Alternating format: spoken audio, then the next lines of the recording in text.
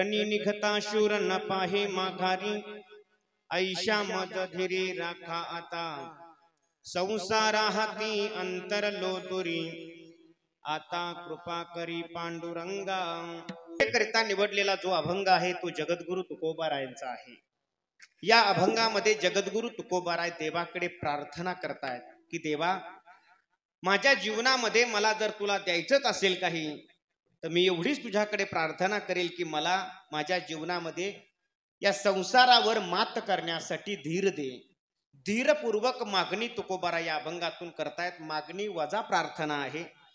या संपूर्ण मृत्यू लोकाचा जर आपण विचार केला तर या मृत्यू लोकाचा विचार करत असताना मानवी जीवनाचा विचार जेव्हा आपल्या डोळ्यासमोर येतो तेव्हा एक विचार प्रामुख्याने डोळ्यासमोर येतो की प्रत्येक जण सकाळी उठल्यापासून सायंकाळी झोपेपर्यंत या युद्धातून आपलं कसं रक्षण होईल याच उपायांची योजना करताना दिसतोय। विठाला विठाला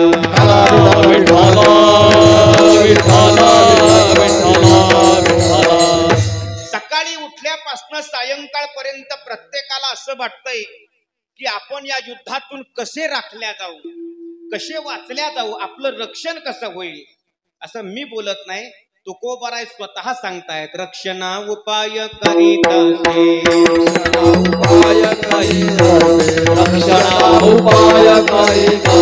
तुका हानी बाहे मरणाचे भय बाहे मरणाचे भय हानी बाहे मरणाचे भय बाहे मरणाचे भय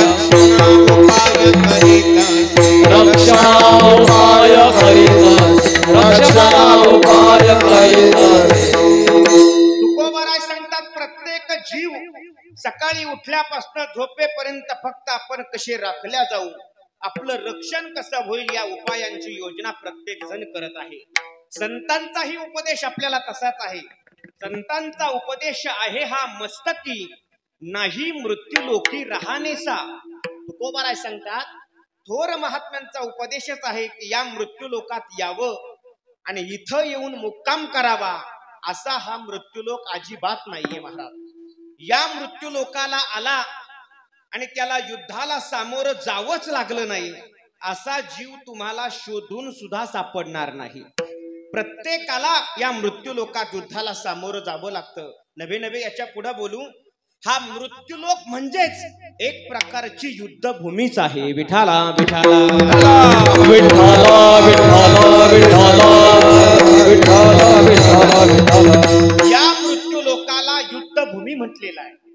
प्रत्येक भूमीचं एक आगळं वेगळं वर्णन आहे महाराज।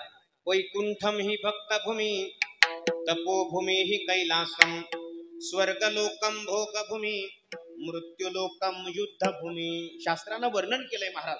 वैकुंठ ही भक्तभूमी म्हणून प्रसिद्ध आहे। जेवढे काही संत इथं येतात ते सगळे संत वैकुंठातूनच इथं आलेले असतात महाराज। येथे उपकारासाठी आले घरच्या वैकुंठी।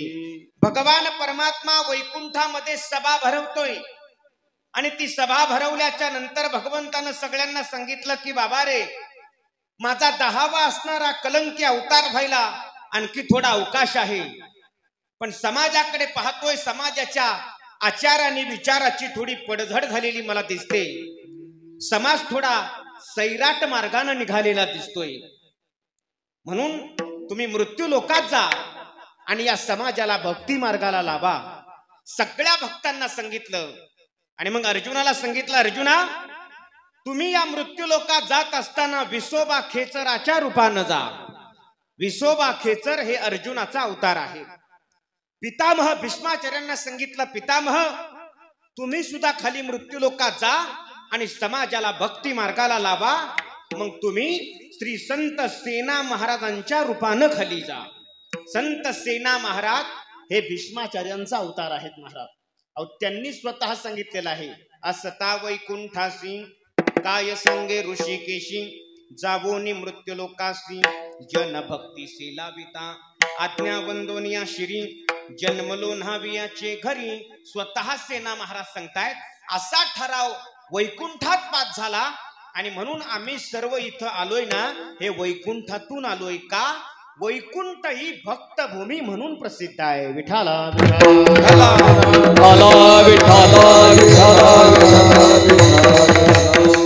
आता बऱ्याच वेळेला आपण कीर्तन प्रवचनाला ज्या वेळेला जातो, प्रामुख्याने एखाद्या वर्षश्राद्धाला गेलो असेल, दशक्रियाला गेलो असेल, ज्या वेळेला पत्रिका आपल्या समोर येते ना, त्या पत्रिकेमध्ये सुद्धा त्या व्यक्तीच्या नावासमोर वै हा शब्द लिहिलेला असतो की नाही? प्रत्येक ठिकाणी असतो. त्या वै शब्दाचा अर्थ तुम्ही काय कराल हो? बोलत चला, मला बोललं का आवडतं. वै शब्दाचा अर्थ काय कराल? वैकुंठवासी. पण प्रामाणिकपणाने सांगा, ज्यानं आयुष्यात कधी परमार्थ केला नाही, जो कधी गाथा पारायणाला बसला नाही, ज्यानं ज्ञानेश्वरी वाचली नाही, ज्यानं कधी कीर्तन ऐकलं नाही, प्रवचन नाही, नामचिंतन नाही, कुठल्या साधू संताचा आदरातिथ्य नाही, कायम त्यानं परमार्थाकडे पाठच फिरवलेली आहे, असा माणूस जर गेला, त्याच्या समोर जर वै लिहिलेला असेल, तर मग त्याला वैकुंठवासी कसं म्हणायचं हो? ज्या वेळेला आम्ही लोक अशा माणसाच्या श्राद्धाच्या कीर्तनाला जातो आणि लोक आम्हाला सांगतात, महाराज यानं आयुष्यात कधी परमार्थ केला नाही, कायम परमार्थाकडे याची पाठच होती, मग त्याची पत्रिका वाचत असताना जेव्हा आम्हाला वै हा शब्द दिसतो ना, त्या वै शब्दाचा अर्थ आम्ही वैकुंठवासी असा करत नाही, मग वैफल्यग्रस्त. विठाला विठाला विठाला विठाला विठाला विठाला. वैकुंठवासी आणि वैफल्यग्रस्त याच्यात जमीन आसमानचा फरक आहे बाबा. मला मुद्दा एवढा सांगायचा आहे, जे संत वैकुंठातून खाली येतात का, वैकुंठ ही भक्तभूमी म्हणून प्रसिद्ध आहे. वैकुंठम ही भक्तभूमी, तपोभूमी ही कैलासम. कैलास भूमी ही तपोभूमी म्हणून प्रसिद्ध आहे. तुम्ही जर सर्व तपोनिधींची परीक्षा घेतली तर तुमच्या लक्षात येईल, चित्ती सर्वदा विरक्त कैलासनाथ जयापदी. किंवा आजही आता बघा, कुंभमेळा झाला, जेवढे साधू कुंभमेळ्याला आले होते ते नागा साधू कुठं राहतात? हिमालयात राहतात. हिमालयात राहतात, तिथं ते साधना करतात. ते नागा साधू ज्या वेळेला हिमालयात साधना करायला बसतात, ते पहाटे ब्रह्म मुहूर्तावर बसलेले असतात. ब्रह्म मुहूर्तेचे उत्थाय चिंतयेत आत्मनोहितम. आत्मा अनात्मावर त्यांचं चिंतन चालू असतं. आणि त्या दक्षिणेमध्ये हिमालयामध्ये बसलेले साधू, त्या साधूंच्या तपोलहरी पहाटे 4 वाजता उत्तरेकडे प्रवाहित होत असतात. आणि आपण उत्तरेकडे, म्हणून बघा वैकुंठवासी गुले बाबा नेहमी पाठात सांगायचे, बुवा वारकरी संप्रदाय हा एकमेव संप्रदाय असा आहे की जो पहाट भजन करणारा संप्रदाय आहे. विठाला विठाला विठाला विठाला विठाला विठाला. मग ते तपोनिधी तिकडे साधना करतात आणि दक्षिणेतला वारा बरोबर पहाटे 4 वाजता उत्तरेकडे प्रवाहित होतो. आणि आपण जर काकडा करत असाल तर त्या तपोनिधींच्या वायू लहरी ज्या वेळेला आपल्या अंगावरनं जातात ना, त्यावेळेला आपल्या परमार्थाला बळकटी मिळत असते महाराज. हे तपोनिधींच्या वायू लहरीचा परिणाम. मग त्या तपोनिधीमध्ये सर्वात श्रेष्ठ तपोनिधी जर कोण असतील तर ते भगवान महादेव आहेत. आणि त्या महादेवाचं राहण्याचं ठिकाण कैलास आहे. म्हणून कैलास भूमीला तपोभूमी म्हणून असं म्हटलेलं आहे बघा. त्याच्यानंतर पुढच्या भूमीचं वर्णन येतं. पुढची भूमी जी सांगितलेली आहे स्वर्गभूमी. स्वर्गलोकम भोगभूमी. स्वर्गभूमी ही भोगभूमी म्हणून प्रसिद्ध आहे.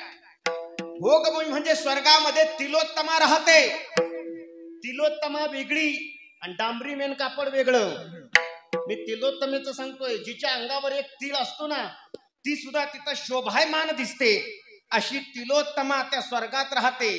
म्हणून स्वर्गभूमी ही भोगभूमी म्हणून प्रसिद्ध आहे महाराज.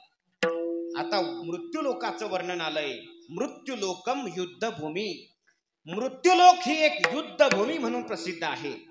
या मृत्यूलोकात जन्माला आला आणि युद्धाला सामोरं गेलाच नाही, असा जीव तुम्हाला शोधून सुद्धा सापडणार नाही महाराज. इथं आल्यावर प्रत्येकाला युद्ध करावंच लागणार. प्रत्येकाला म्हणजे 3 युद्ध मृत्यूलोकात प्रसिद्ध आहे महाराज. 3 युद्ध कोणते? भजन करा सांगतो. विठाला विठाला विठाला विठाला विठाला विठाला. शास्त्रकार सांगतात बघा 3 युद्ध आहे. त्रिविधम युद्धम प्रसिद्धम मृत्युलोके विशेषतः देवयुद्धम जीवयुद्धम साधक युद्धम प्रसिद्धम. 3 प्रकारचे युद्ध शास्त्रानं सांगितलेले आहे. एक आहे देवयुद्ध, दुसरं आहे जीवयुद्ध आणि तिसरं सांगितलंय त्याला म्हणतात साधक युद्ध. या तिघांनाही इथं आल्यावर युद्धाला सामोरं जावंच लागतं महाराज. अहो देवाला जावं लागतं. तुम्ही म्हणाल महाराज कोणत्या देवाचं सांगताय? नवरदेवाचं? अजिबात नाही, त्याचं तर युद्ध कायमच चालू आहे. पण इथं 2 देवांचं वर्णन मी प्रामुख्यानं तुमच्या समोर करेल. एक आहे कृष्णचंद्र आणि दुसरे आहे रामचंद्र.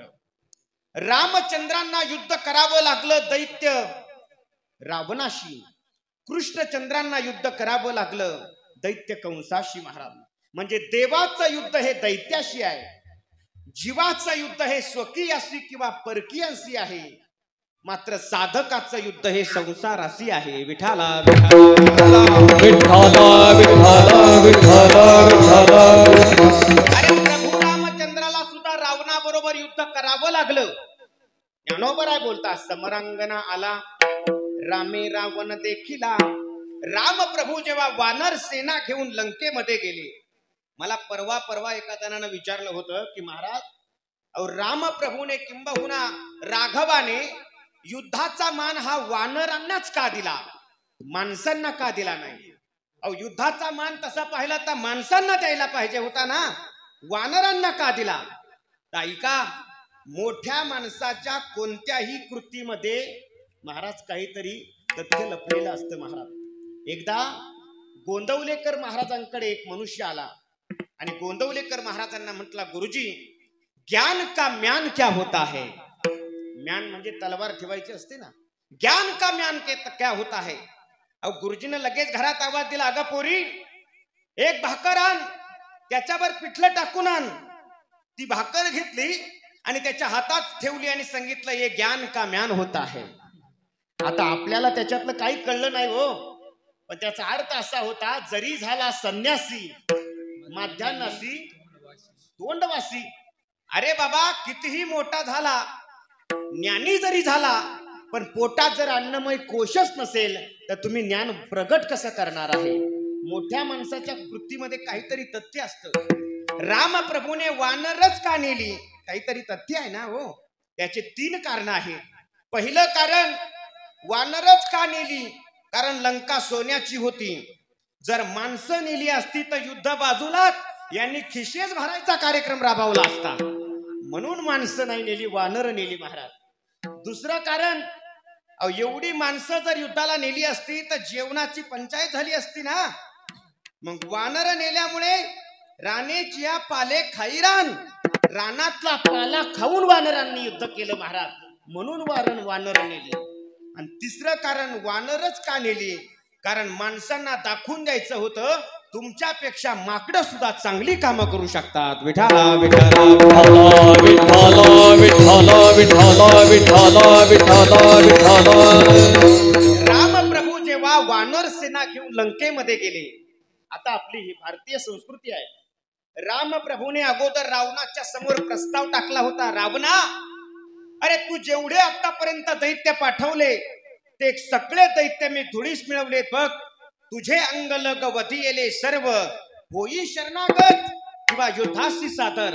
आता एक तर शरण नाही तर मग मरण. पण बाबा हो, रावण जर शरण गेला तर मग तो रावणच कसला हो? त्रेतायुगात रावण रामाला शरण गेला, हे ऐकताय ना तुम्ही? त्रेतायुगात रावण रामाला शरण गेला. मग त्याच त्रेतायुगातल्या रावणाचा आदर्श आजही कलियुगात सुद्धा बऱ्याच रावणांनी चालू ठेवलाय. 70 80 वर्षाचे झालेत पण अजून रामाला शरण गेले नाही बा. मग जसा रामाचा आदर्श घेतला ना, त्या रावणाचा आदर्श घेतला ना, तसा त्या आदर्शाचा रावणाचा परिणाम काय झाला तो सुद्धा डोळ्यासमोर ठेवा महाराज. केला रावणाचा वध, केला रावणाचा वध, केला रावणाचा वध, केला रावणाचा वध.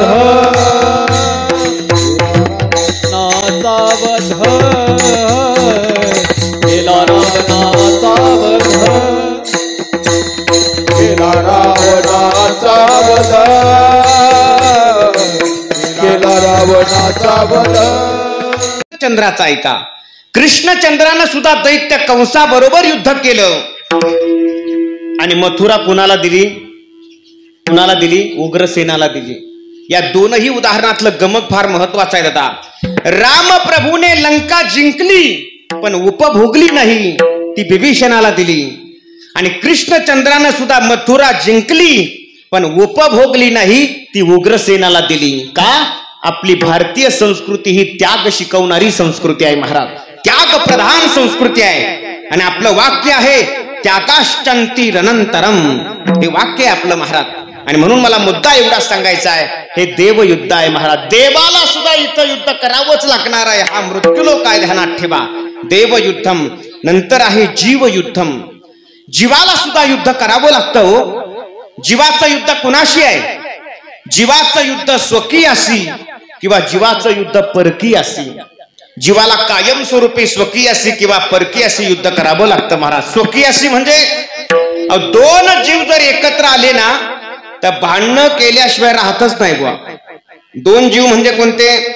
दोन जावा, दोन आवा, दोन सवती, आहे का नाही? दोन बुवा, दोन हट्ट, दोन तट्ट आणि दोन हालकट्ट एकत्र आले की भांडणं होणार म्हणजे होणार. विठाला विठाला विठाला विठाला विठाला विठाला विठाला विठाला विठाला.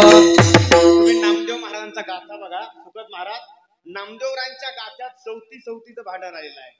सवीचं कसं आलेलं आहे? भगवान शंकर आणि पार्वती माता कैलास पर्वतावर संसार आनंदात चालू आहे. आणि मग यांचा संसार फार आनंदात आहे. संसारात भांडणं नाही. का? कारण संसारात तंटा आणि देवळात घंटा नसली तर मजाच नसते ना हो. मग यांच्यात भांडणं नाही, आपण थोडं भांडण लावावं. मग हे स्वतंत्र खातं दिलेलं आहे. कुणाकडं? नारद महाराजांकडं. आणि मग नारद महाराज तिथं गेले आणि पार्वतीला बोलावून घेतलं बाजूला. पार्वती उठून निघाली, भगवान शंकरही निघाले. नारदजी म्हणे तुम्ही नाही, तुम्ही बसा. शंकरजी बसले पण विचार करले, म्हटले अरे हे पहाटचा शपथविधी उरकायच्या मागे दिसतंय, एकटा दादा चालवला, काय भानगड आहे नेमकं? आणि मग महाराज नारद महाराजांनी पार्वतीला बाजूला नेलं. आता तुम्हाला निवृत्ती बाबा वक्ते पंढरपूरकर यांच्या भाषेत सांगतो, माझं नाही त्यांचं आहे ते. निवृत्ती बाबा वक्ते म्हणायचे, नारद महाराजांनी पार्वतीला बाजूला नेलं आणि नारद महाराज पार्वतीला काय म्हटले? अगं पारे, तुला माहिती का त्याच्या डोक्यात काय आहे? ती म्हणे काय? असं एखादी लीक नाही, मोठी ऊ बसली. ऊ म्हणे कोण? गंगी. म्हणे हे गंगी काय प्रकरण आहे? म्हणे जाऊन विचार.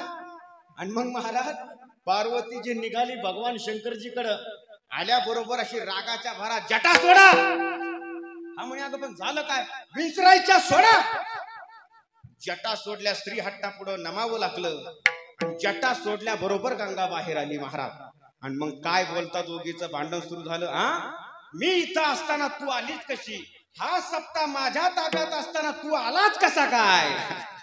असं पार्वती म्हणाली. मी नाही बुवा. जे भांडण झोपलं महाराज, गंगा गवरी भांडणी, संघासी धाडीने बनारे, साडी करोनी मोरे भांडवी, करोनी मोरी भांडणी. आपण राहे विकलारे, आपण राहे विकलारे.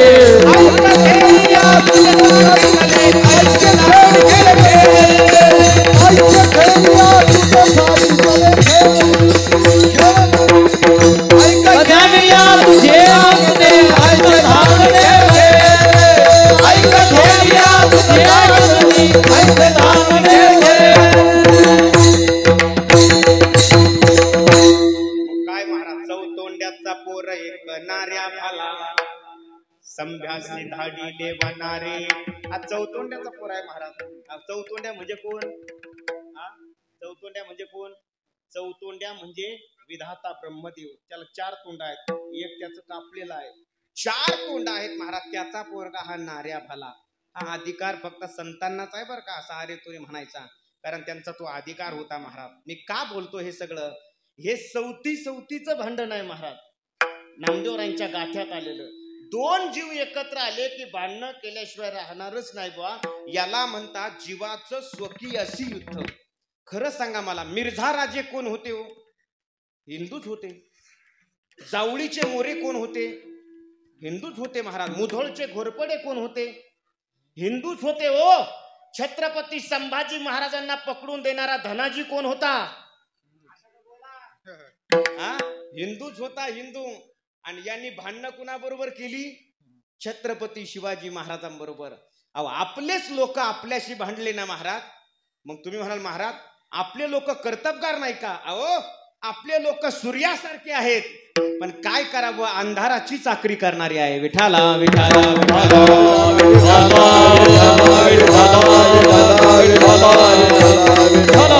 नाहीतर ऐका, जर त्यावेळेला सगळे 18 पगड जातीचे लोक एकत्र राहिली असती ना, आपापसात जर भांडणं करत बसली नसती ना, तर काय ताप होती त्या तुर्कांची या खैबर खिंडीच्या अलीकडे यायची. पण आपलेच लोक आपल्याशी भांडत बसले ना महाराज, त्यामुळे या तुर्कांचे लोंढे आपल्यावर आले आणि त्या लोंढ्याचा परिणाम आजही आपल्याला भोगावा लागतोय. विठाला विठाला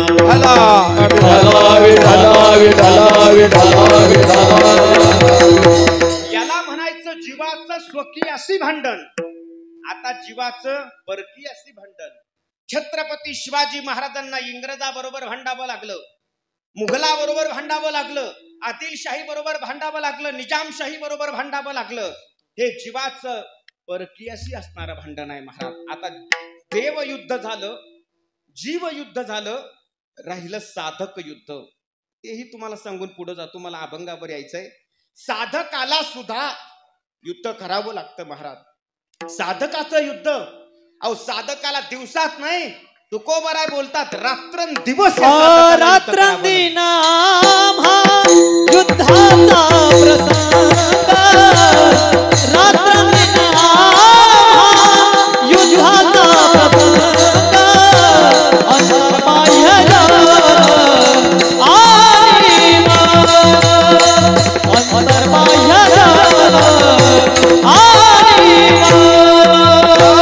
रात्रंदिवस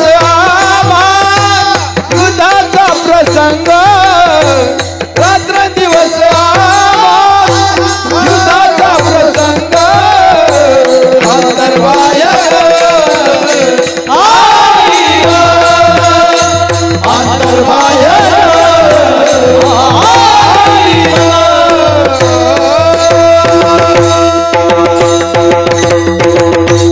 साधकाला रात्रंदिवस युद्ध करावं लागतं. गोड प्रमाण दिलं महाराज, आहे का नाही? रात्रंदिवस युद्ध करावं लागतं. मग रात्रंदिवस युद्ध कुणाबरोबर आहे? अंतर्बाह्य जग आणि मन. दोन प्रकारचे युद्ध आहे महाराज साधकाचे. एक अंतर्युद्ध आणि एक बाह्य युद्ध. अंतर्युद्ध कुणाशी आहे? मनाबरोबर आहे. आणि बाह्य युद्ध कुणाबरोबर आहे? जगाशी आहे. म्हणून अंतर्बाह्य जग आणि मन हा शब्द वापरला आहे. अहो ज्ञानोबराय बोलतात, ज्ञानोबराय सांगतात बघा, जेथ संसार चित्र उमटे, तेथ तो मनरूप पटू फाटे. ज्ञानोबराय सांगतात एक या मनरूपी पटाच्या आधारानं बरेचसे विकार दडलेले असतात महाराज, तिथं लपलेले असतात. मग या विकाराबरोबर या साधकाला युद्ध करावं लागतं महाराज. मग साधक काय करतो? त्या विकारांना मारत नाही, त्या विकारांना साधक मारत नाही. मग काय करतो? काम क्रोध बंदी खाने, काम क्रोध बंदी खाने, काम क्रोध बंदी खाने, काम क्रोध बंदी खाने, कामने दिले दोन्ही, तुकामने दिले दोन्ही, तुकामने दिले दोन्ही, इंद्रियाचे धने आम्ही झालो गोसावी,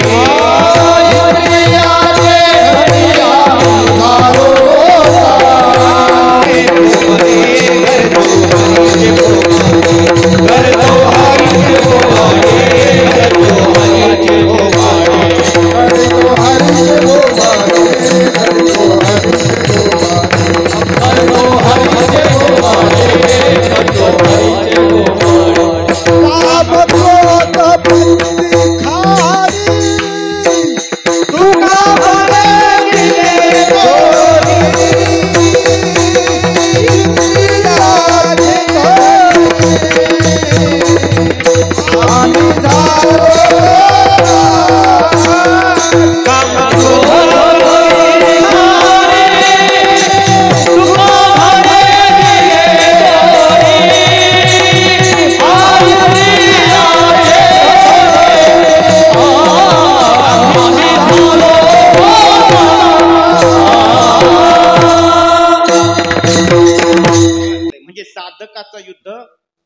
संसाराबरोबर चालू आहे.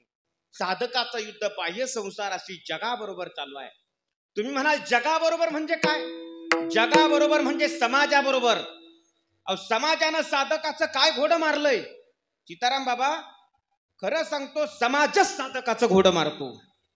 माझ्याकडे प्रमाण आहे, मी प्रमाण देऊन तुम्हाला पटवून देतो. 4 मुद्दे सांगतो. समाज साधकाचं काय घोडं मारतो ऐका. पहिला मुद्दा, समाज साधकाच्या परमार्थाला हसतो. ही मुलं सगळी आमची उभं राहिली इथं. या मुलाने टाळ घेतला, हरिपाठात नाचायला लागला. एखादा म्हणतो बघा बघा, अरे गणप्यास पोरग नाचत आहे, आश्रमात नाचतय, हरिपाठात नाचतय.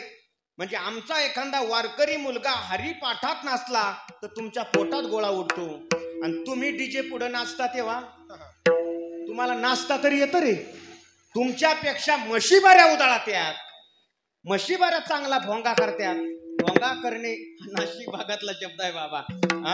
म्हणजे साधकाची कायमस्वरूपी साधकाच्या परमार्थाला हसतात. ऐका प्रमाण सांगतो तुम्हाला. साधक इतका भक्कम असतो ना, साधक सुद्धा म्हणतो महाराज, तुका म्हणे हासे जन नाही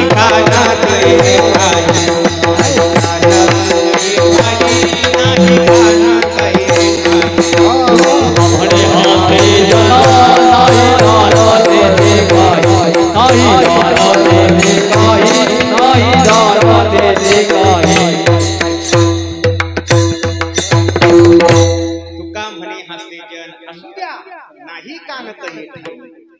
पहिला मुद्दा सांगितला, लोक साधकाला हसतात. दुसरा मुद्दा ऐका, साधकाची निंदा करतात. हे मी बोलत नाही, ज्ञानोबा स्वतः मान म्हणतात बघा. मनोनीते न मानिती आणि निंदा ही करू लागती, सांगे पतंग काय सहाती प्रकाशाते. ज्ञानोबा बोलतात, जसं त्या पतंग नावाच्या किड्याला एखाद्या दिव्याचा प्रकाश सहन होत नाही, तो त्याच्यावर झडप घालतो आणि दिवा विझवतो ना, तसा काही काही लोकांना एखाद्या साधकाचा परमार्थ सहन होत नाही महाराज. ते कायम त्याच्यावर झडप घालण्याचा प्रयत्न करत असतात, घालतात महाराज. अहो एखाद्याला म्हणावं आपण, का हो तुमच्या शेजारचे 1 लाख नामजप करतात, अहो रिकाम टेकडा आहे महाराज तो, त्याला काम नाही. आणि तुम्ही, मी गावात भांडणं लावायचं पवित्र काम माझ्याकडेच दिलेलं आहे. धन्य माता पिता तयाची ऐका नाही. जो स्मरे राम नामा त्यासी म्हणते रिकामा. अहो तुमच्या शेजारचे कायम तीर्थयात्रेला जातात, आळंदी पंढरपूर. अहो महाराज खायला मिळत नाही म्हणून दिंड्या करतो, आणि तुम्ही विधानसभेची एक सुद्धा दावत मागं जाऊ दिली नाही. तुका म्हणे वंश धन्य त्या नराचा, विठाला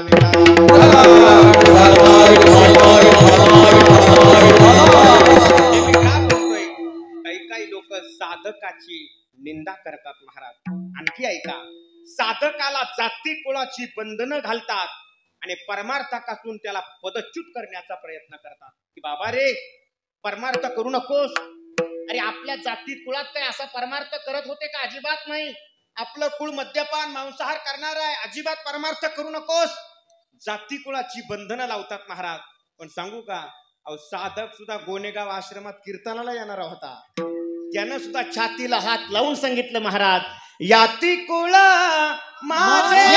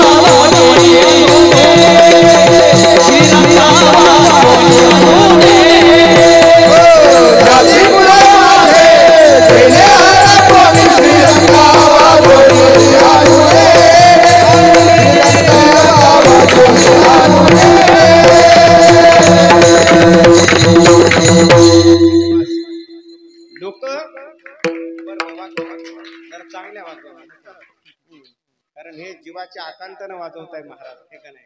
आणि त्यांच्यासाठी कष्ट घेणारे सुद्धा माईकवरच उभे राहिले आज, हे का नाही सुखद महाराज? ऐका, मला मुद्दा एवढा सांगायचा आहे. लोक साधकाला जाती कुळाची बंधनं घालतात आणि त्याला परमार्थापासून पदच्युत करण्याचा प्रयत्न करतात. का? धनगराचा सप्ताह धनगराचेच कीर्तन, मराठ्याचा सप्ताह मराठ्याचेच कीर्तन, वंजाऱ्याचा सप्ताह वंजाऱ्याचेच कीर्तन. अरे दुसरा आल्यावर काय तुझ्या तिथं काय लावण्या म्हणणार आहे का? अरे अभंगच म्हणणार आहे ना तू सुद्धा, तू चिंतनच करणार आहे ना. हे काय आहे? हे मी हा सांगतो मुद्दाच आहे. जाती कुळाची बंधनं घालतात त्यांना आणि एखाद्या साधकाला महाराज परमार्थापासून पदच्युत करण्याचा प्रयत्न करतात लोक. हे 3 मुद्दे सांगितले. चौथा मुद्दा आहे का, कधी कधी लोक साधकाचा घात करण्याचा प्रयत्न करतात. घात करतात हे मी बोलत नाही, महाराजांचा प्रमाण आहे. तुका म्हणे घात व्हावे ऐसे करीनिता, व्हावे ऐसे करीनिता, व्हावे ऐसे करीनिता.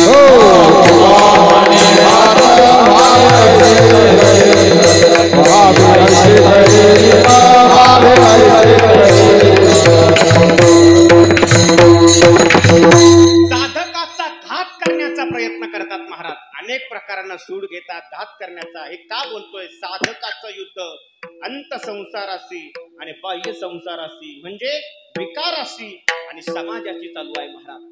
मग महाराज एवढं मोठं युद्ध जर आम्हाला त्या युद्धाला सामोरं जावं लागतंय तर मग महाराज आम्हाला असा प्रश्न पडतो, अशा वेळेला आमच्यासारख्या सामान्य साधकानं काय केलं पाहिजे? तर महाराज सांगतात, बाबा रे, अशा वेळेला तुम्हाला वाटेल, ज्या वेळेला तुम्हाला असं कळेल की आपल्या समोरचा शत्रू बलवान आहे शत्रू, मग तिथं तुम्ही काय करा? आत्मरक्षण करण्याचा प्रयत्न करा. कसंही करा पण आत्मरक्षण झालं पाहिजे. भागवतात एक श्लोक आलेला आहे. आता पाठ करीन म्हटलो मी, पण काय सांगावं, तुमच्या संगतीचा परिणाम नाहीच पाठ झाला बुवा, है ना. मी बाबा सप्ताच आमच्या नियोजन चालू होतं तुकाराम बीजेच्या मंदिरातल्या, पत्रिका वाटण्याचं. हे बाबा माझ्या बरोबर होते लक्ष्मीनारायण महाराज. मी तो कागदावर लिहून खिशात ठेवायचो रोज, आज तरी पाठ करीन. आता कीर्तनाला आलो तरी पाठ नाही झाला बुवा. पण जाऊ द्या, त्याचा अर्थाचा एक अभंग सांगतो तुम्हाला. एक अभंग आहे बघा. वसुदेवा देत देवकी बहीण, लग्नामाजी विघ्न झाले ते ऐका. पुढं आकाशाची वाणी सांगत असे कंसा, मानी हा भरवसा बोलण्याचा, आठवाईचा पुत्र वधील तुझसी, ऐकून मानसी क्रोधावला आणि घेवून या खडग माराया धावला, हात तो धरिला वसुदेवे. वसुदेवजी महाराजांचं म्हणणं इथं आलंय. वसुदेवजी महाराज सांगतायत, मला कळलं आता आमचं मरण निश्चित आहे. आकाशवाणीनं सांगितलं यांच्या पोटी येणारा 8वा मारणार आहे. कंस मारायला धावला, त्यावेळेला मी युक्ती लढवली, मी माझं आत्मरक्षण करून घेतलं. काय? कंसा, आम्हाला दोघांनाही बंदीखान्यात ठेव, झालेली सगळी मुलं तुला देऊ, पण आमचं आम्ही काय केलं? आत्मरक्षण करून घेतलं. का? आम्हाला साध्य गाठायचं होतं महाराज. म्हणून आत्मरक्षण महत्वाचं आहे महाराज. अरे पैसा मिळवा का? संकटात कामाला येईल म्हणून. पैसा, लोक इतके उधळ मांडके झाले, सगळा पैसा उधळवतात आणि संकट आलं की मग याचे तिची दारं चापतात. नाहीच कुठं मिळालं की मग घरात फास लावून घेण्याचा प्रयत्न करतात. पण महाराज बोलतात हा सबसेल मूर्खपणा आहे महाराज. मी का बोलतोय? पैसा मिळवा, संकटात कामाला येईल, संकटात कामाला येईल. आणि आता पुढचं सूत्र आहे का, पैसा मिळवा संकटात कामाला येईल. असा मिळवलेला पैसा गेला तरी चालेल, पण पप्याची आईची मर्जी राखा. हे मी नाही बोलत, हे शास्त्र सांगतंय बाबा. लक्ष्मी म्हणतात या शास्त्र बोलतंय मिळवला. कारण असं आहे, पैसा तात्या मिळवलेला पैसा गेला तर परत मिळवता येईल, पण पप्याची आई रुसून गेली तर कोण देईल? मग आमच्याच पॅनल मध्ये यावं लागेल. विठाला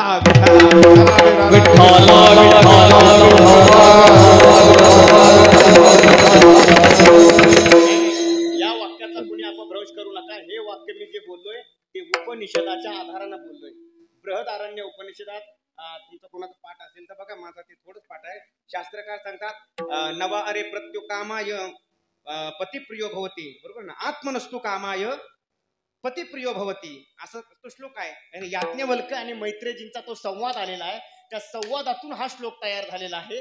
त्या श्लोकाच्या आधारानं सांगतोय मी तुम्हाला, मिळवलेला पैसा गेला तरी चालेल, पण पप्याच्या आईची मर्जी राखावी. आणि आता पुढं ऐका, खरं सांगतोय, पप्याची आई रुसून गेली तरी चालल, पण स्वतःचं आत्मरक्षण करावं महाराज. तुम्हाला एक कधी ना ऐकलेलं प्रमाण सांगतो. निळा म्हणे कुवा कुलाल हरिभक्त पिपा रजपूत प्रिय तुम्हा. हे तुम्ही ऐकलेलं कधीच नसणार आहे. एक कुवा भगवत भक्त कुवाजी होऊन गेले महाराज. ते आपल्या प्रांतातले नाही, राजस्थान प्रांतातले आहेत. ते भगवत भक्त असे होते, ते महाराष्ट्रात काही काळ राहिले. त्यांच्या घरी रात्री 12 वाजता जरी वारकरी आला ना, तर ते रात्री 12 वाजता बायकोला उठवायचे, वारकऱ्याला स्वयंपाक बनवायला लावायचे, वारकरी जेवायचे, निघून जायचे. रात्री 2ला आला वारकरी तरी बायकोला उठवायचं, स्वयंपाक बनवायला लावायचा, वारकरी जेव घाला. अहो रोजचीच कटकट ना. ती माऊली सुद्धा वैतागली. तिनं स्पष्ट सांगितलं कुवाजीला, आजपासून घरामध्ये एक तर वारकरी राहतील, नाही तर मग मी राहील. त्यांचं सोडा, तुमची बायको जर तुम्हाला असं म्हटली, आजपासून घरात वारकरी राहतील नाही तर मी राहील, तुम्ही काय केलं असतं? तुम्ही वारकरी घराबाहेर नाही, गावाबाहेर नेऊन घातली असते बाहेर. पण महाराज ते भगवत भक्त कुवाजी होते हो. त्या भगवत भक्त कुवाजीने सांगितलं, ऐक, अरे तू रुसून गेली तरी चालेल, पण मी माझ्या वारकऱ्याची सेवा नाही सोडणार. आयुष्यभर त्यांनी वारकऱ्याची सेवा केली महाराज. स्वतःच्या हाताने स्वयंपाक बनवला वारकऱ्यांना नंतरच्या काळात. याला काय म्हणायचं माहितीये तुम्हाला? दारैरपी धनैरपी आत्मानं सततम रक्षेत. विठाला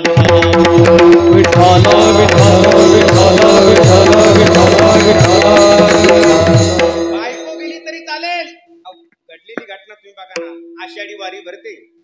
आषाढी वारी घडल्याबरोबर मग महादेवजी पंढरपूरला दरवारीला येतात. भगवान परमात्मा पंढरपूरला निघाले. आपली लगेच स्कॉर्पिओ बाहेर काढली, हे का नाही, नंदीवर बसले, पुढं गणपती बसलेले आणि माग पार्वती बसली. भगवान परमात्मा पंढरपूर जवळ ते रेल्वेच्या रुळापाशी पद्मतळ आहे, त्या पद्मतळ्यावर आले. इतकी गर्दी महाराज, 2 चव्हाटन भरले घनदाट, अपार मिळाले वारकरी रे. एवढी गर्दी पाहिली, पार्वती म्हणे आपलं काय जमणार नाही एवढ्या गर्दीत यायला, आपण येणार नाही. पार्वती तिथंच थांबली. आता भगवान शंकराला प्रश्न पडला, इथं थांबावं तर वारी सुटते आणि वारीला जावं तर बायको सुटते, मग नेमकं करावं काय? भगवान परमात्मा तिथंच पार्वतीला पद्मतळ्यावर सोडून पुढे निघाले. आता गणपती नंदीच घुसावला देवानं त्या गर्दीमध्ये. तुम्ही पुंडलिकाच्या पाठीमागून वर चढता ना, देवानं नंदी घुसावला गर्दीत. 2-4 जण, कुठं चालला? बैल घुसावला, हे बाजूला म्हणे. मग कुठं लावू? तिथं तुम्ही वर जर गेलात ना, 11 रुद्र मारुती आहे. आता निवृत्ती बाबा वक्ती सांगायचे, शंकरजीनं तो नंदी घेतला, मारुती पुढे गेले आणि मारुतीला काय म्हटले, अय मारत्या, नंदी बांधतोय, लक्ष ठेव. तिथं नंदी बांधलाय. तुम्ही आजही बघा, मारुती पुढे नंदी उभा आहे तिथं. आणि मग गणपतीला कडेवर घेतलं आणि गेले आतमध्ये. आता हे गणपती म्हणजे काय, याची टोपी वड, त्याचा काष्टा वड, याची शेंडी वड. लोक म्हणले काय आणलं हे हत्तीच्या कानाचं, ठेव कुठेतरी. कुठं ठेवू? आतमध्ये जेव्हा मंदिरात जाताना तेव्हा डाव्या बाजूला देवळी तुम्हाला गणपती दिसल, तिथं गणपती ठेवला नाही. एकटेच महादेव देवाच्या जवळ गेले. पांडुरंगानं पाहिलं, अरे यानं स्वतःच पोरग टाकलं, स्वतःच वाहन टाकलं, नवे स्वतःची बायको सुद्धा टाकली. जसं उचललं तसं डोक्यावरच घेतलं महाराज. तुम्ही बघा, एक प्रमाण आहे, हरी हर रूपे पंढरी राहू.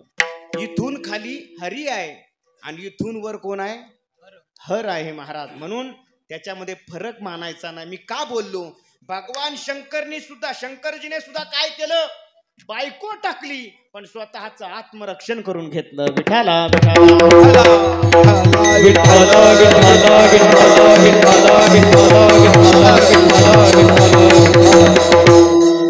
वैकुंठवासी रघुनाथ बाबा उंबरेकर एक दृष्टांत सांगायची बाबा.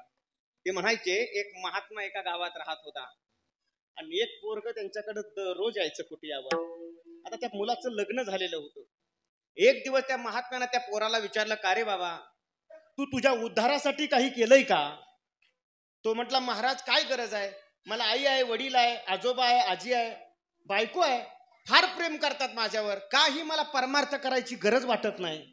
त्या साधूनं सांगितलं, बाळ, त्यांचं जे प्रेम आहे ना तुझ्यावर, ते खोटं प्रेम आहे. प्रेम खरे दिसे जना, नाही अंतरी भावना. म्हणे तुला बघायचं का? फक्त 1 महिना माझ्याकडे ये.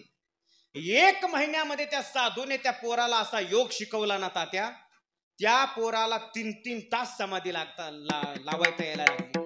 3 तास समाधीला लागायचं पोरग. आणि त्याला सांगितलं आता ऐक, तू उठतो कितीला? 6 वाजता. तुझी बायको 5 वाजता. मग आता उद्या एक काम कर, तुझी बायको तुला बरोबर 6 वाजता उठवायला येते ना, तू 5:45 समाधी लावायची. म्हणे आऊ ते तर मला जाळून टाकतील. अरे मी आहे ना, बरोबर टायमाला येतो म्हणे तुझ्या जवळ. आणि महाराजांना बरोबर 5:45 समाधी लावली. ही आपली उठवायला गेली तर शरीर गार पडलेलं. आरडा ओरडा केला, धावा पळा. शेजारचे आले, पाहिलं, म्हटले अरे हे तर गेलं. मग आता तयारी चालू झाली. कोणी गाडग, कोणी सुताळ्या, कोणी तिरडी, कोणी सरमड. आणि महाराज हे सरमडावर टाकलं तोपर्यंत 3 तास झाले होते. याची समाधी मोडली होती. आणि तेवढ्यात तिथं साधू महाराज आले. आणि साधू महाराज आल्यावर मग काय घरच्यांना मोठा महाराज आकांत, साधू महाराज अहो बघा ना, आमचा पप्या रोज तुमच्याकडे येत होता, नेला त्या यमानं. त्या यमाला याची चिठ्ठी कशी सापडली, माझी चिठ्ठी का नाही सापडली? मग साधू महाराज सगळेच म्हणायला लागले, साधू महाराज आता मी व्यवहार कोणाच्या ताब्यात देऊ? बाप म्हटला. आजोबा म्हटला आता जमीन कोणाच्या नावावर करू? आई म्हटली आता मी अशीच राहू का? बायको म्हटली आता मी काय वांझोटी जगू का? सगळे म्हणायला लागले. साधू महाराज जवळ आले आणि त्याची अशी शिर पकडली मुद्दाम. म्हटले हो, हे बाळ जिवंत होऊ शकतं. म्हणे कसं काय?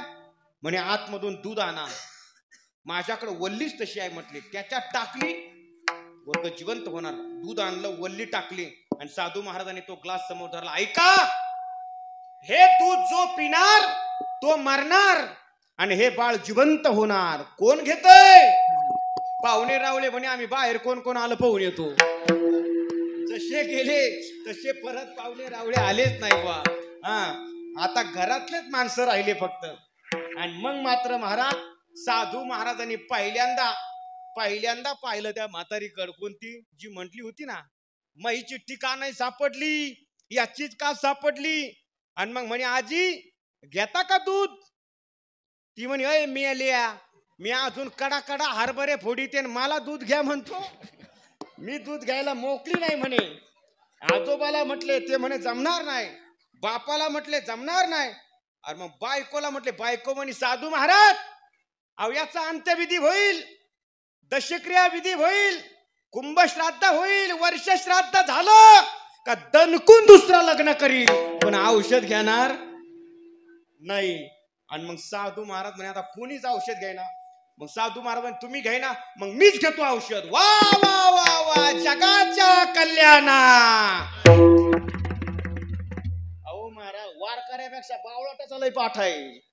अशा प्रमाणे ना वारकऱ्यापेक्षा बावळाटाची लय तयार आहे बाबा.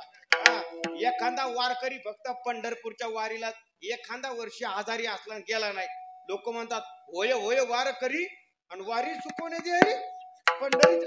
आणि तुम्ही सुखे येतो घरा नारायण अशी काम फडा दिली पाहिजे ना तुझ्या. वारकऱ्यापेक्षा बावळाटाचा जादा पाठाला आलाय. मग महाराज बाबा म्हटले ना मी घेतो दूध. बाबा जगाच्या कल्याणा संतांच्या विभूती. महाराज नक्की तुम्ही दूध घ्या. तुम्ही जर दूध घेतलं आणि तुम्ही जर मेले तर तुमचं कळसापर्यंत मंदिर बांधू म्हणे आम्ही.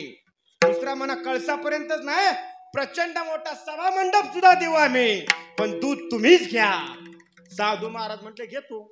घेतलं दूध, लावलं तोंडाला आणि घेतलं गिळून त्या पोराला म्हणे बाळ उठ रे बाळा.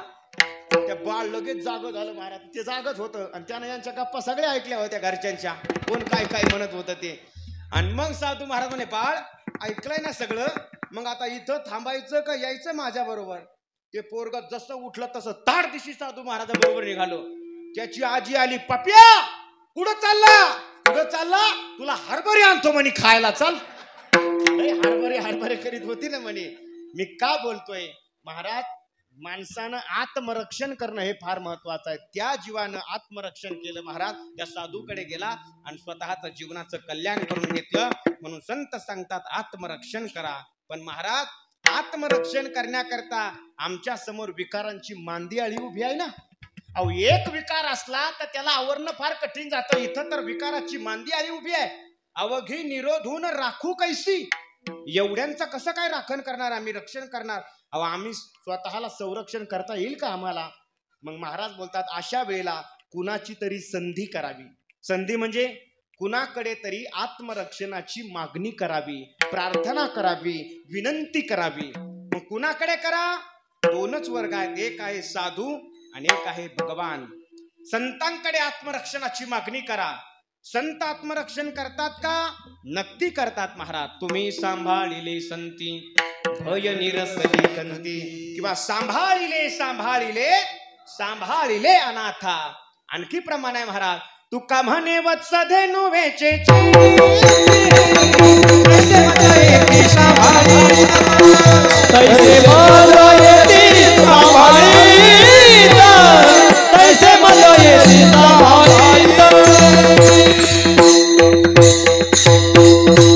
संत नक्की सांभाळतात महाराज. अहो संतांनी सांभाळले. तुम्हाला माहितीये ज्ञानोबारांच्या मंदिरात एका महात्म्याची समाधी आहे आळंदीला. त्या महात्म्याचं नाव आहे गुरुवर्य वैकुंठवासी हैबतराव बाबा. हे हैबतराव बाबा शितोळे सरदार होते अगोदर. आणि ज्या वेळेला तिकडं मध्य प्रदेशामध्ये गोंडाळने भिल्लांनी वेढलं, त्यांना गुहेत टाकलं आणि गुहेला बाहेरून दगडी दरवाजे लावून घेतले, दगड लावले, बंद झालं दरवाजा. आता अवघड आहे. त्यावेळेला हैबतराव बाबांनी ज्ञानोबारांना हात जोडले. माऊली मला एवढ्या संकटातून सोडवा. जर सोडवलं ना माऊली, जन्मभर तुमची सेवा करील. तर ज्ञानोबाराय महाराज त्या भिल्लाच्या राजा जो आहे ना त्याच्या बायकोच्या स्वप्नात गेले. आता त्या राजाच्या बायकोच्या स्वप्नात का गेले? त्या राजाच्या स्वप्नात का गेले नाही? ज्ञानोबारांना माहिती होतं हे बायकांचं जेवढं ऐकत येत ना तेवढं स्वतःच बी ऐकत नाही. म्हणून त्या बाईच्या स्वप्नात गेले. सांगितलं, बाई अगं माझा भक्त तुम्ही डांबून ठेवलाय, माझ्या भक्ताच्या आशीर्वादानं तुला पुत्र प्राप्ती होईल, माझा तेवढा भक्त सोडून दे. आणि मग हैबतराव बाबाला सोडलं. हैबतराव बाबा शितोळे सरदारकीचा राजीनामा देऊन आळंदीला आले आणि ज्ञानोबारांच्या मंदिरात विणा घेतला महाराज. आणि हैबतराव बाबांनी भजन चालू केलं महाराज. महाराज ज्ञानेश्वर माऊली, महाराज ज्ञानेश्वर माऊली. हे भजन हैबतराव बाबाचं आहे. म्हणतात बुवा जेव्हा हैबतराव बाबा भजन करायला लागायचे ना, अरे ज्ञानोबारांची समाधी सुद्धा डोलत होती महाराज. काय ताकद असेल. मग हैबतराव बाबांना सांभाळलं की नाही संतांनी? संत सांभाळतात. देवही सांभाळतो महाराज. तुम्ही देवाकडे विनंती करा. महाराज एका ठिकाणी प्रमाण देऊन म्हणतात महाराज, पाहे गुंतलो नेनात माझी आशा तुका देवी माता माया तारा पाहे गुंतलो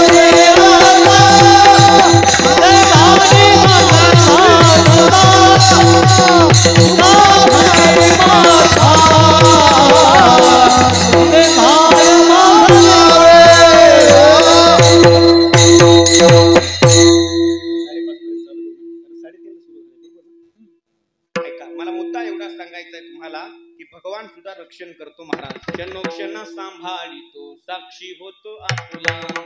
भगवान परमात्मा रक्षण करतो. त्याच्याकडे रक्षणाची काय करा? प्रार्थना करा. भगवान कसं रक्षण करतो? तर भगवान 5 प्रकारातून रक्षण करतो महाराज. आता अभंगाच्या मुद्द्यावर येतो मी. 5 प्रकारातून कसं? भगवान पहिल्यांदा आपल्याला बळ देऊन रक्षण करतो, उपाय सुचवून रक्षण करतो, उपाय सुचवून अंगीकार करून रक्षण करतो, जागा देऊन रक्षण करतो. जागा देऊन म्हणजे काय? सोलापुरातून पडते म्हणून पुण्यातून उभं केलं, आले निवडून. जागा देऊन रक्षण करतो. बर बर बर बर. हा पुढं नंतर धीर देऊन रक्षण करतो महाराज. धीर देऊन देव रक्षण करतो. आपला मुद्दा तोच आहे. आता हे बाकीच्या 4चं चिंतन सांगायला धीर देऊन रक्षण करतो. तुकोबाराय सांगतात, देवा बाज देवा असाच धीर देऊन माझं रक्षण कर. कसं रक्षण कर? रणात उडी टाकलेला योद्धा जसा धीरपूर्वक उडी टाकतो, धीरपूर्वक उडी टाकतो ना, बास देवा अशाच पद्धतीने माझं रक्षण करा. तुकोबाराय अभंगाच्या पहिल्या चरणात पाये मागारा रणी निघाला पाये मागारा ऐशा मना धे राखिया ऐशा मना धे राखिया ऐसा मजा तेरे राखे ऐसा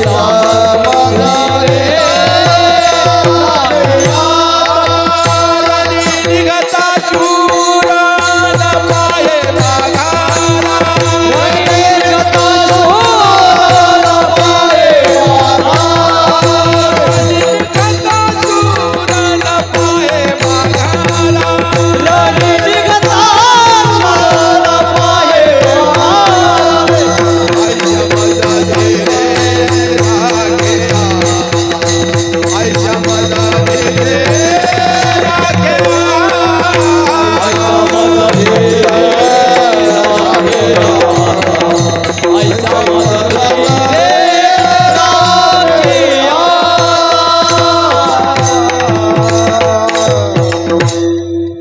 तुकोबाराय सांगतात देवा बस असंच माझं धीर देऊन रक्षण करा दादा. धीर फार महत्वाचा आहे. रणात उडी टाकलेला योद्धा तुम्ही पहा. तुका म्हणे शूर दोही पक्षी भला किंवा हतोवा प्राप्तशी स्वर्गम जितवा मोक्षसे महिम. रणात उडी टाकलेला योद्धा जसा म्हणतो ना मी मेलोच तर अमर हुतात्मा होणार आहे आणि जर नाही मेलो तर विजयाची पताका घेऊन येणार आहे असा धीरपूर्वक उडी टाकतो ना रणांगणात. बास देवा असाच धीर मला द्या. छत्रपती शिवाजी महाराज जेव्हा गोवळकोंड्याच्या बाजूने निघाले तर गोवळकोंड्याचा बादशाह महाराजांना म्हटला होता राजाजी हमारा गोवळकोंडा देखने आएंगे जरूर आएंगे. आणि शिवाजी महाराज जेव्हा गोवळकोंड्याला गेले तर तिथं गोवळकोंड्याचा बादशाह शिवाजी महाराजांना टोचून म्हणू लागला अरे आप तो राजा कहते हैं और आपके पास राजभूषण नहीं है. त्या काळात हत्तीला राजभूषण म्हटल्या जायचं. आपके पास राजभूषण नहीं है. तसे छत्रपती शिवाजी महाराज म्हणतात अरे हमारा एक एक मावला ही एक एक राजभूषण है. एक एक मावळा आमचा एक एक हत्ती आहे म्हणे जांच लेंगे परीक्षा घेणार जरूर. तसं त्या गोवळकोंड्याच्या बादशाहानं एक उन्मत्त हत्ती महाराज रणांगणात सोडला आणि आपका राजभूषण कहा है. तसं महाराजांनी पाठीमागं पाहिलं तर पाठीमागं यशाजी उभा होता आणि महाराजांनी पाहिलं आणि यशाजीला म्हणा यशा टाक उडी. मी आहे. यशाजीनं उडी टाकली. महाराज 5 मिनिटांमध्ये त्या हत्तीची सोंड छाटली रक्ताची चिळकंडी उडाली आणि चिंकार करत तो हत्ती खाली पडला. महाराजांनी रणात उडी फेकली आणि यशाजीत उचलून घेतला. याला म्हणायचं रणी निघता शुर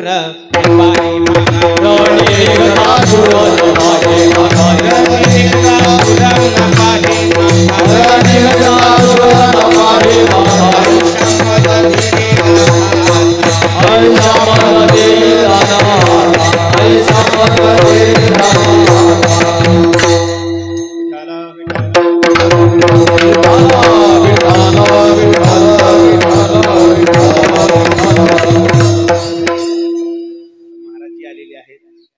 आदरणीय आमचे संतोष महाराज सुद्धा या ठिकाणी उपस्थित आहेत. त्यांनाही धन्यवाद देतो. बरं झालं तुम्ही उताराला आले आहे का आधी आले थोडं दड पण राहिला असतो माझ्यावर. ऐका मी का बोलतोय.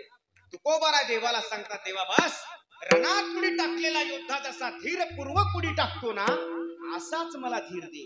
किंवा आणखी तुम्हाला एक प्रसंग सांगू.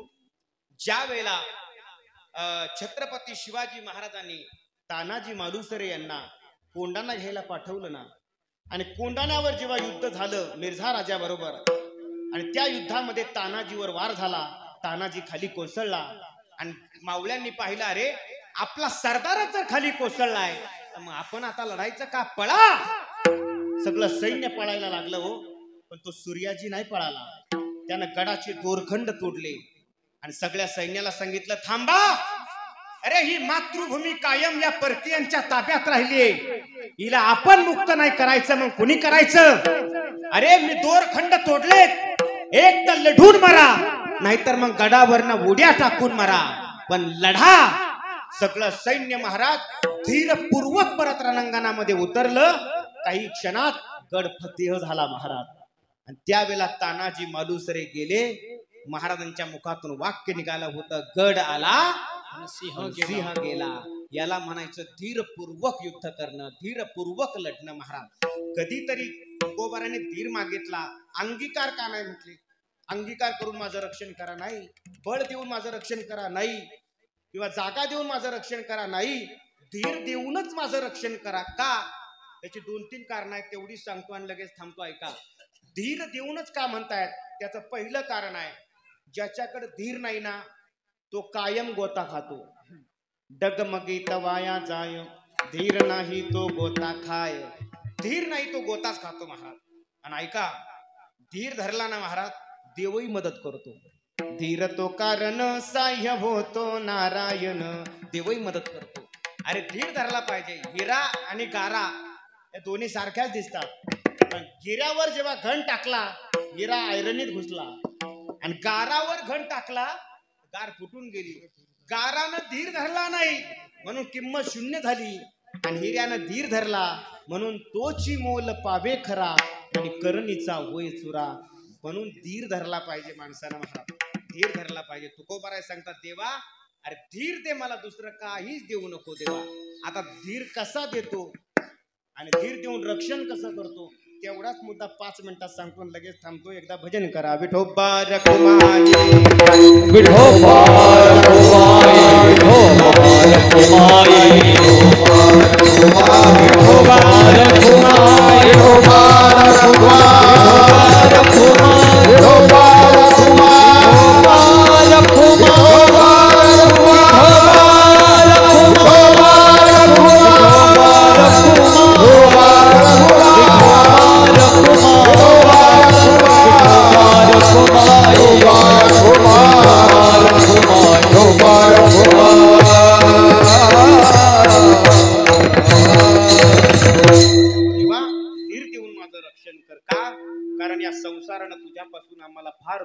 संसारा हाती अंतर लोटुरी आता कृपा करी पांडुरंगा.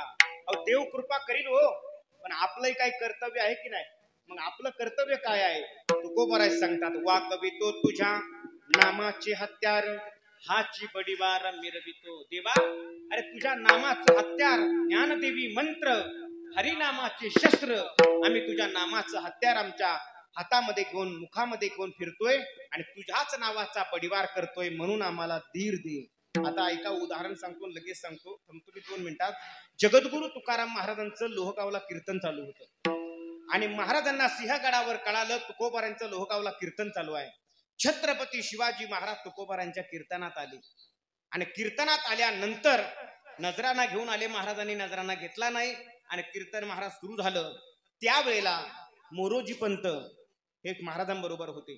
जवळ चाकण आहे. चाकणच्या सुभेदाराला कळालं छत्रपती शिवाजी महाराज लोहगावला कीर्तनात बसले तुकोबारांच्या आणि मग 2 सहस्त्र पठाण चाकणहून अविंध्यापुरीत पाठविले. 2000 पठाण चाकणच्या सुभेदारांना लोहगावला पाठवले आणि महाराज तिथं तुकोबारांचं कीर्तन. तुकोबारा राजांना सांगत होते राजे आमच्या कुळीचा कुलधर्म आहे पांडुरंग. कुळीचे कुलधर्म पांडुरंग. आम्ही पांडुरंगाची सेवा करणार. आणि ऐका राजे तुमच्या कुळीचा कुलधर्म आहे मातृभूमीची सेवा करणं. तुम्ही तुमच्या कुळीचा कुलधर्म करा. पण महाराज अहो माझ्या मोक्षाचं काय. राजे अहो तुका म्हणे कुलधर्म दावी देव. कुलधर्माचा आचार विचार जर पाळला तर तोच आपल्याला देवापर्यंत घेऊन जातो. म्हणून तुम्ही कुलधर्माचं पालन करा, मातृभूमीची सेवा करा. आणि तेवढ्यात मोरोजी पंत पळत आले. राजे उठा राजे. अहो आपल्या दिशेनं चाकणवरनं 2000 मशाली येत आहेत. पठाणांचं आक्रमण आहे. राजे म्हटले आता मी उठणार नाही. आता राजांना उठा म्हटले पण बाकीचे पण ऐकायला आलेले होते ना हो. राजे उठले नाही पण बाकीचे उठून पळायला लागले. तुकाराम महाराज त्यांना बोलू लागले अरे अरे कीर्तनाची मर्यादा कळते तुम्हाला. 7 दिवसाचा जरी झाला उपवासी तरी कीर्तन रंग सोडू नये. कारण तेथे असे देव उभा. तिथं देव उभा असतो. बसा खाली. सगळे खाली बसले. महाराज म्हटले आता मी सुद्धा उठणार नाही. मग आता काही जरी तरी झालं तरी चालेल. आजी पर्व काळ सुदीन सन्निध बैसले वैष्णवजन. येथे कीर्तनात जरी आले मरण तरी धन्य भाग्य पै माझी. मला कीर्तनात मरण आलं तरी चालेल, इथून उठणार नाही. आणि तोपर्यंत ते पठाण लोहगावात आले महाराज. पण महाराज तुकाराम महाराजांनी मात्र आता देवाला खडसायला सुरुवात केली. का रे जसा बाहेरून काळा आहे तसा आतून पण काळाच आहे का रे. अरे आम्ही एवढ्या दिवस तुझी सेवा केली. अरे तू आमची सेवा लाजवले देवा. आता काही झालं तरी चालेल ऐक देवा. देह जाबो अथवा राहो मी कीर्तन बंद करणार नाही. आणि महाराज तुकाराम महाराजांनी देवाला असा खडसावलं. देवाची मूर्ती थरथर कापायला लागली. महाराज थरथर कापायला लागली. आणि मग मात्र प्रत्यक्ष भगवान तुकोबाराच्या समोर प्रगट झाले महाराज. हा आजी प्रगटले जगत जीवन. देवोनी तुकयासी आलिंगन म्हणे तुवा कीर्तन करावे. तुकोबारांना सांगितलं तुम्ही कीर्तन करा. बाहेर आलेले पठाण शांपोलवारी संपवतो म्हणे त्यांना मी. आणि मग देवानं आयडिया केली महाराज. कीर्तनात जेवढे बसले होते ना सगळ्याच्या सगळे शिवाजी महाराजच दिसायला लागले. सगळे शिवाजी महाराज. ते पठाण आले आणि अरे इसे पकाडे तो ये शिवाजी, उसे पकाडे तो वो शिवाजी. आतमध्ये जायचे आणि एकाला धरायचे. शिवाजी ओ देखो शिवाजी पकडो. त्याला पकडायचे बाहेर ओढून आणलं. तो निघायचा मोहम्मद. अरे मोहम्मद तू कब आया? तो म्हणायचा मैं पहिलेच इधर था.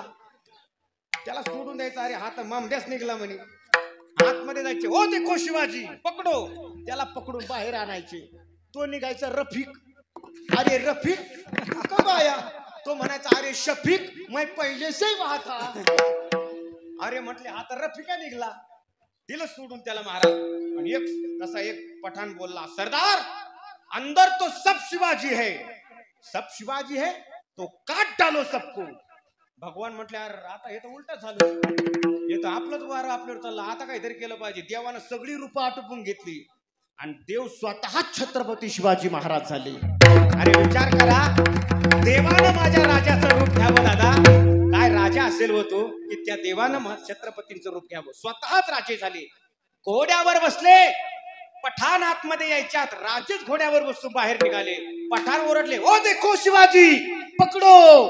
सगळे पठाण शिवाजी महाराजांच्या पाठीमागे लागले.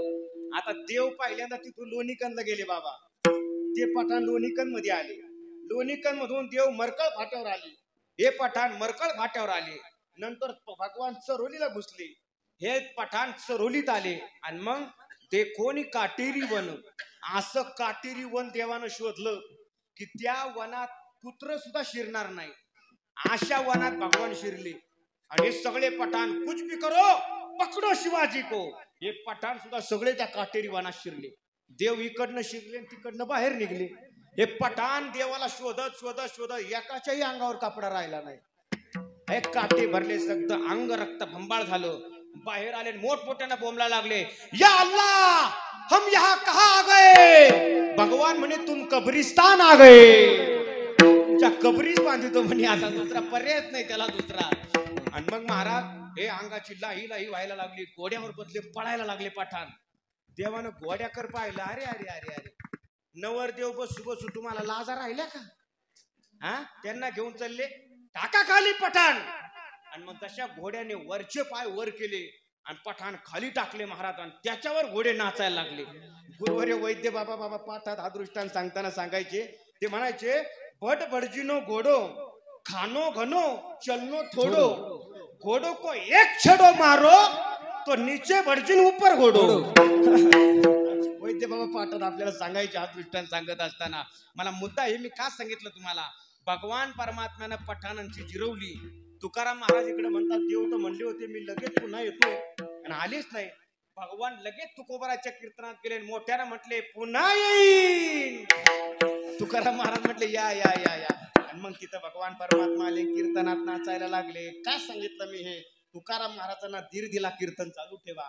या पठाणांकडे मी बघतो. धीरपूर्वक तुकोबारांचं रक्षणही केलं महाराज. पठाणांची जिरवली. म्हणून तुकाराम महाराज सांगतात देवा आयशा मज धीरे राखा काही. ज्ञानेश्वर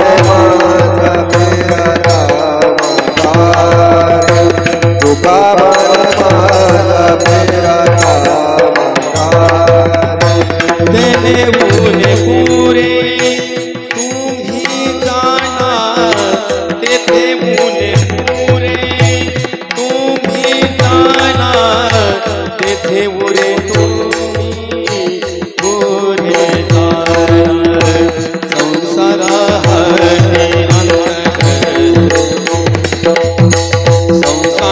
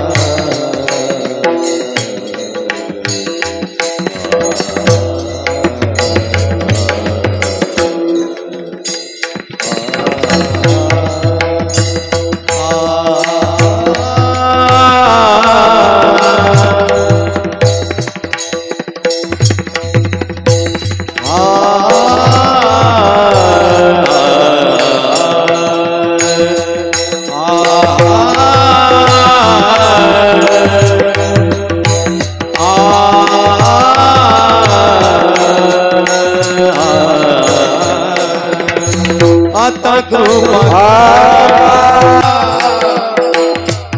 नारायण नारायण नारायण